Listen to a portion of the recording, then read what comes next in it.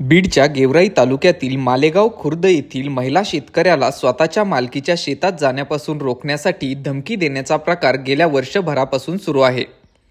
मालेगाव येथील स्वाती जुनघरे यांनी विहामांडवा येथील रावसाहेब रोडगे यांच्याकडून मालेगाव खुर्द येथील गट नंबर 174 मधील 1 एकर जमीन 26 जून 2023 रोजी खरेदी केली होती।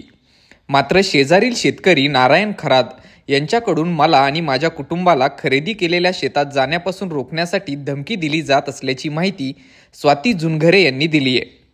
या प्रकरणी महिला शेतकऱ्याने तहसीलदार, जिल्हाधिकारी, उपविभागीय पोलीस अधिकारी तसेच चकलांबा पोलिसांना निवेदन दिले आहे। मात्र प्रशासनाकडून या प्रकरणी कोणतीही दखल घेण्यात आलेली नाहीये।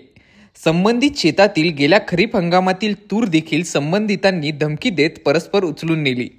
या प्रकरणी चकलांबा पोलिसांना विनवणी करूनही त्यांनी कोणतीही दखल घेतली नसल्याचा आरोप महिला शेतकरी स्वाती जुनघरे यांनी केलाय। येत्या काळात प्रशासनाने आम्हाला न्याय मिळवून दिला नाही तर कठोर पाऊल उचलावे लागेल, अशी संतप्त प्रतिक्रिया मालेगाव खुर्द येथील त्रस्त महिला शेतकऱ्यांनी दिली आहे।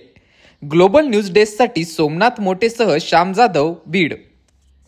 माझ्या हक्काची जमीन मी विकत घेतली केरोबा रोडगेकडून आणि मला नारायण खरात मला दंडमशाहीने ती माझी जमीन मला वापस द्या असं म्हणते। मी रानवैती केलं व त्याच्यात तूर पेरली, नंतर माझं तुरीचं खळ अडवलं त्यांनी। मग मी माझी दखल घेण्यात पोलीस स्टेशन।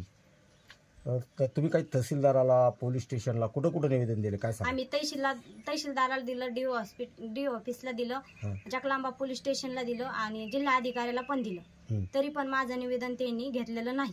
म्हणजे तुमच्या मालकीच्या हक्कात कोणी दादागिरी करतंय का तुमच्याशी? हो, नारायण निवृत्ती खरात हा माझ्या मालकाच्या हक्कात दादागिरी करतो। काय त्यांच्यापासून तुमच्या जीवितच धोका आहे का? हा, तो मला शिवेगाळ करतो, आमच्या सहकुटुंबाला मारून टाकीन अशी धमकी देतो। माझे सासू सासरे थकलेले आहेत आणि आम्ही दोघच नवरा बायको व माझे 2 मुलं आहेत। काय शासनाकडे मागणी कराल? मला अशी विनंती आहे की माझ्या 4 लाखाची नुकसान झाली ती माझी भरून द्यावं व माझी जमीन मला मोकळी करून द्यावी, ही माझी विनंती त्यांना आहे। धन्यवाद। धन्यवाद।